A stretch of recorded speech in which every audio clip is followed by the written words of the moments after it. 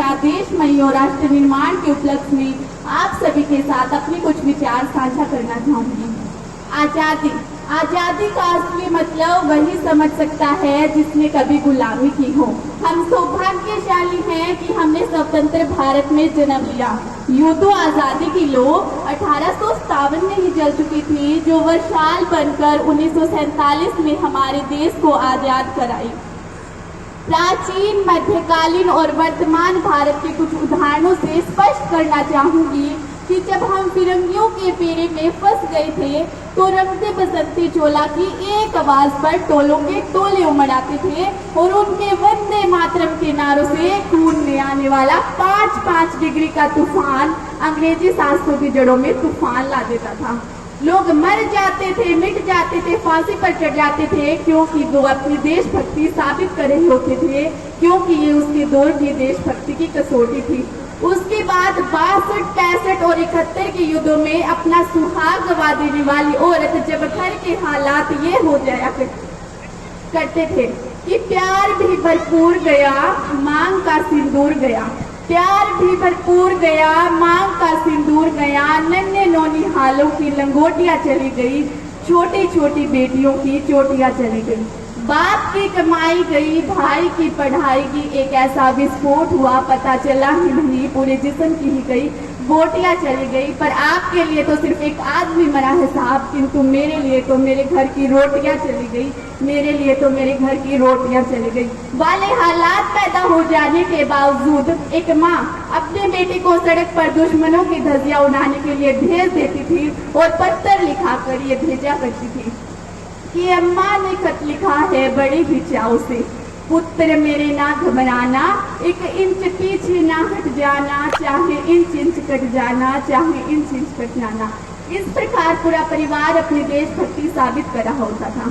तब देश बलिदान मांगता था, तब देश लड़ जाने को कहता था, तब देश मर जाने को, मिट जाने को, फांसी पर चढ़ जाने को कहता था। किंतु आज देश लड़ जाने को नहीं कहता, आज देश मर जाने को, मिट जाने को, फांसी पर चढ़ जाने को नहीं कहता, बल्कि मेरे विचारों में अगर कोई व्यक्ति अपना काम पूरी ईमानदारी, मेहनत और लगन से करे ना, तो वही सबसे बड़ा देशभक्त है।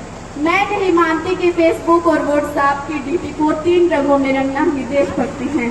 अगर आप कहेंगे कि साल में 2 बार तिरंगा ले लेना ही देशभक्ति है, तो मैं पूछना चाहूंगी कि फुटपाथ में रहने वाला वो बच्चा ट्रैफिक की छांव में नंगे पाँव में जब तिरंगा बेच रहा होता है, तो क्या आप उसे उसकी देशभक्ति नहीं है?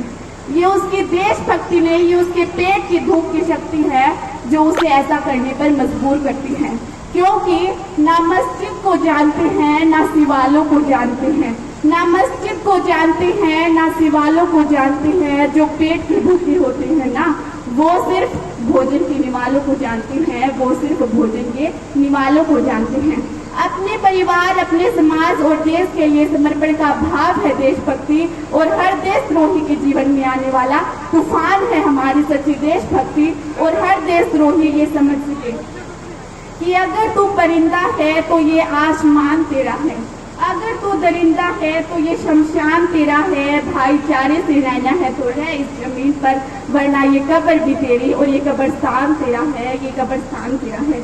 लेकिन एक देशद्रोही से ज्यादा देशभक्ति तब हाथ होती है जब एक बेटा अपने बूढ़े माँ बाप को वृद्धाश्रम की चौखट पर छोड़ाता है। करा उठती है वो देशभक्ति जब मुसीबत में फंसे लोगों की जान बचाने से ज्यादा हम सेल्फी लेकर अपने लाइक बढ़ाने में लगे रहते हैं। और आज के इस दौर में वो युवा जिनके ऊपर जिम्मेदारी थी अपने परिवार, अपने समाज, अपने राष्ट्र की आशाओं को बांधे रखने की, आज वही युवा 4x4 इंच की छोटी सी स्क्रीन पर अपने कोमल उंगलियों के घर्षण मात्र से अपने भावनाओं को व्यक्त करता है।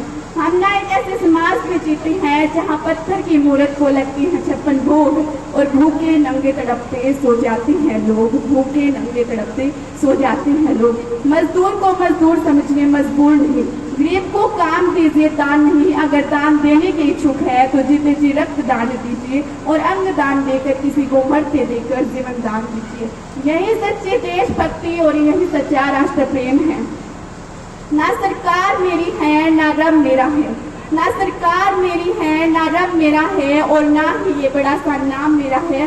बस इतनी सी बात का गुरूर है मुझे कि मैं भारत की हूँ और ये भारत मेरा है और ये भारत मेरा है। किंतु एक और वैचारिक बीमारी भी मुझे हमारे समाज में नजर आती है।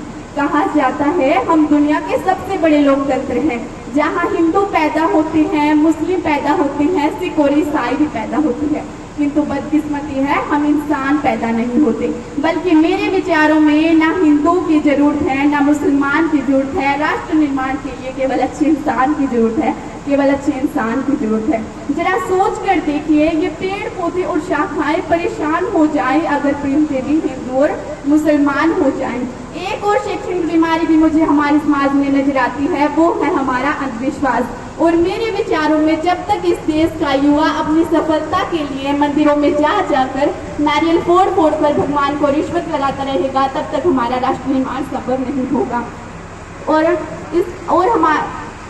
हमारे समाज का शिक्षित वर्ग ही बिल्ली के रास्ता काटने पर खड़े हो जाना, अपने धर्म अपनी जाति को ऊंचा मानकर दूसरों की धर्म की अवहेलना करता रहेगा, तब तक इस देश से न तो अंधविश्वास खत्म होगा और न ही हमारा राष्ट्र निर्माण संभव होगा। हमारी संस्कृति, हमारी सभ्यता को दुनिया ने शीश नवाया है, तो क्यों हमने आस्था के नाम पर अंधविश्वास फैलाया है। और मेरे विचारों में हमारा राष्ट्र निर्माण तब संभव होगा जब इस देश में महिलाओं की पूजा नहीं, उनकी इज्जत की जाएगी। राष्ट्र निर्माण तब संभव होगा जब स्वच्छ अभियान में सरकार ही नहीं बल्कि सड़क पर चलने वाला हर एक व्यक्ति हाथ बटाएगा, स्वच्छ भारत को दिल से अपनाएगा। और असल मायने में हमारा राष्ट्र निर्माण तब संभव होगा जब एक गरीब बच्चा मध्याह्न भोजन के लिए नहीं बल्कि ज्ञान अर्जन के लिए सरकारी स्कूल की चौखट पर कदम रखेगा। और हमारा राष्ट्र निर्माण तब तक संभव नहीं होगा जब तक एक नागरिक नैतिक रूप से स्टीन, चारित्रिक रूप से भ्रष्ट, धार्मिक रूप से अंधा, राजनीतिक रूप से गंदा तथा स्वैच्छिक मान्य मूल्यों के आंकड़ों में चिन्ह चिन्ह पैपंद मैया खंड भारत को खंड खंड करता रहेगा, तब तक हमारा राष्ट्र निर्माण संभव नहीं होगा। बड़ी बड़ी बातें नहीं, छोटी छोटी कोशिशें करनी होगी, क्योंकि ठोकरें हमें पहाड़ से नहीं पत्थरों से लगा करती हैं। और मैं सैल्यूट करना चाहूंगी हमारी दिन रात रक्षा के लिए खड़े उस जवान को, इस देश के पुलिस प्रशासन और किसान को, और इस देश के हर उस व्यक्ति को जो अपना काम पूरी ईमानदारी, मेहनत और लगन से करते हैं, जिनके बिना राष्ट्र निर्माण की कल्पना करना भी असंभव सा लगता है। और आज इस मंच पर मैं पूरी जिम्मेदारी के साथ भारत की बेटी ये कहती हूँ कि हमारा राष्ट्र निर्माण तब संभव होगा जब हम सभी, मैं, आप और हम सभी मिलकर प्रयास करेंगे, क्योंकि हमारे देश की जिम्मेदारी नहीं है हमें आगे ले जाने की, बल्कि हमारी जिम्मेदारी है अपने देश